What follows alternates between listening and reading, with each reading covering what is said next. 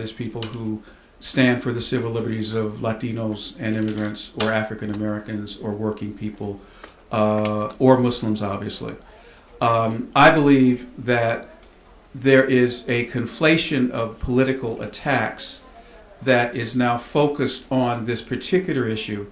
One, because people perceive of Muslims as being vulnerable, but also because it's a very easy and cheap way to get political points against a group of people who have been systematically and consistently demonized as a group of people.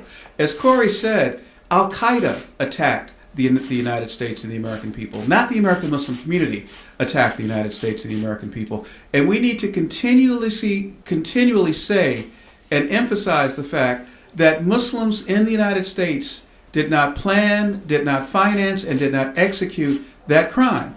And we'll continue to say that and continue to say to the critics of Muslims in this society that if you have evidence against a particular person or a group, bring the evidence forward, because we live in a judicial system not based upon accusation or speculation or prejudice, but based on empirical evidence of committing a crime. We have, and I'll conclude on this point, we have always said that there is a legitimate role that law enforcement and the judicial system plays in keeping the United States safe. And safe not only for Christians and Jews, but safe for Muslims and everyone. We don't undercut that, we don't deny that, we affirm that. But to cast aspersions on 7 million people or deny a segment of that people their right to exercise religious liberty is not acceptable. And as Imam Bray said, and as other people have said, second-class citizenship for Muslims in America is not an option. I want to respond to that question too. So follow the logic that wherever some people say they're sensitive. In fact, I hope you all know that the 9/11 Families for a Peaceful Tomorrows has formally, publicly, explicitly affirmed that the Park 51, the Cordoba Center, is welcome in that part of Lower Manhattan. So it's not everybody who is allegedly assaulted who actually feels assaulted at all. But let's follow the logic a minute. So suppose a Muslim neighborhood in Detroit or Los Angeles says, we don't want a Hindu temple here because the Hindus in India are oppressing our people in Kashmir. Or suppose a heavily Arab and Palestinian neighborhood in Detroit says, we don't want a synagogue here because we were traumatized by the way the Israeli government behaved in Gaza. So follow the logic. What that means is a balkanized and worse than balkanized America. An America in which, depending on whoever happens to yell, I'm assaulted, gets to control other religious communities. That's not the America my grandmother was talking about. And it's not the America that most of the Jewish community, which publicly, after that astonishing mistake by the Anti-Defamation League, publicly said, we have, the Reform Movement said, the Jewish Council on Public Affairs said, the New York Jewish Community Relations Council said, as well as most of the churches in the country said, of course this is a totally legitimate thing. So that argument that the sensitivity of some people in the neighborhood, where other people were saying welcome, and where the community board of the neighborhood voted overwhelmingly, they're the folks who know what's actually at stake. They're the folks who have seen the floor plans for Park 51. They said, welcome, we need such a place in Lower Manhattan. So the notion that, quote, sensitivity, I agree with Ibrahim, the alleged sensitivities are being turned into a wedge issue by certain politicians who think they might gain votes by doing that. And that's, as my grandmother said and would have said, this is America. We not only don't talk like that in America, we don't act like that in America. Yes, right here. Oh, John Brett, Fox News Channel. Do you think this would be such an issue if we weren't 3 months away from a congressional election? Oh, absolutely. Was you begging the question? Certainly. Anybody else want to respond to that? Certainly. I think this has all kinds of political overtones. You know, it's interesting how this evolved. This issue about the Cordova initiative or project really started with a third tier group of, for lack of a better word, right-wing bloggers. And they kept it out there, And then a few other folks who have websites that have certainly been classified by many people as being Islamophobic began to engage in the process, and they began to move. The same people that were challenging the mosque in Sheephead Bay, Brooklyn, and Staten Island, you know, the Robert Spencers of the world and groups like that, began to ratchet it up. And then it caught fire with people within the Tea Party movement. We had one of the activists of the Tea Party who's no longer with the Tea Party, but basically say that Islam is a monkey religion, you know, and so like that. So then, you know, and so I think that it has political capital, but very negative political capital. I think it speaks to the worst in terms of politics to try to use that issue to advance maybe aspirations for the White House, maybe trying to retake the Senate or the House of Representatives, or people who are already in the Senate, maybe the majority leader of the Senate, you know, trying to keep their seat. So they have to oppose the mosque of their opponent because the race is so close in Nevada. I'm talking about Senator Harry Reid. I don't want to be, you know, curt about the matter. Yes, in the back, please, and then you, and then that's going to, and because of our time limit here, we're going to have to stop, but what we will do, we'll take some one-on-ones with any of the people that are here. So if you didn't get a chance to get your question in, we will take some one-on-ones.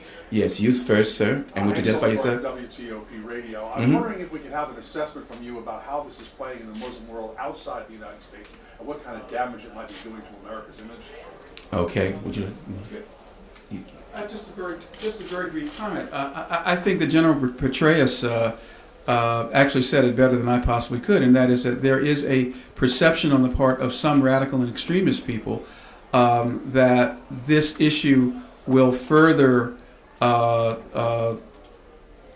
marginalize the opinion of the United States in the Muslim press and Muslim civil society. So I think that very briefly, it is very important, as I think Mayor Bloomberg said in New York, that we not give the extremist and the terrorist a victory by caving into some sentiment that says that Muslim rights have to be truncated or denied because of some popular wave of backlash. And briefly, what I would suggest as possibly a metaphor is asking ourselves, if you took a poll in 1960 in rural Mississippi among white residents of that part of the state about whether or not African Americans should have a civil rights movement, you probably would have gotten a result that would never have led to integration and human and civil rights for the African American people of that state and in fact the United States. So the First Amendment is not a popularity poll. It is really something enshrined in the Constitution.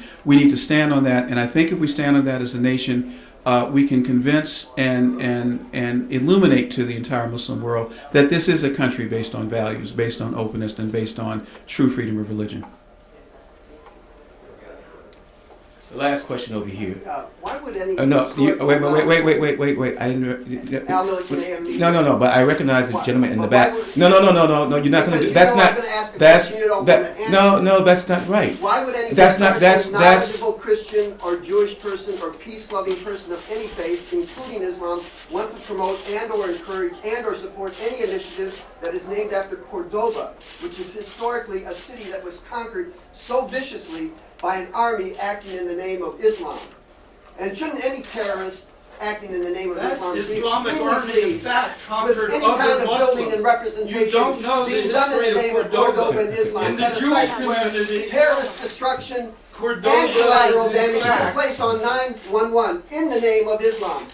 Well, obviously, obviously, you didn't come with a question. You came with an agenda. It's a question. And so, I don't believe you're a peace-loving person. and you didn't observe the And I think protocol. you made that clear. You didn't And observe the you're trying protocol. to suppress and censor. No, I'm not trying to Where others suppress. in the name of Islam are doing that to Christians, Jews, and people of other faiths. Okay. So you want to censor my response? You asked how Jews. No, you have committed plenty of time to peace. respond. Okay. Are you No. historically ignorant? No. Cordova in Jewish tradition is one of the few places in the world where Jews, Christians, and Muslims connected, learned together, celebrated together. Yes, there was a conquest, but did you know that the A conquering shameful army, time which was in Muslim, Islamic also history. conquered a Muslim-led regency in Cordova? That was not Muslims versus Christians or Jews.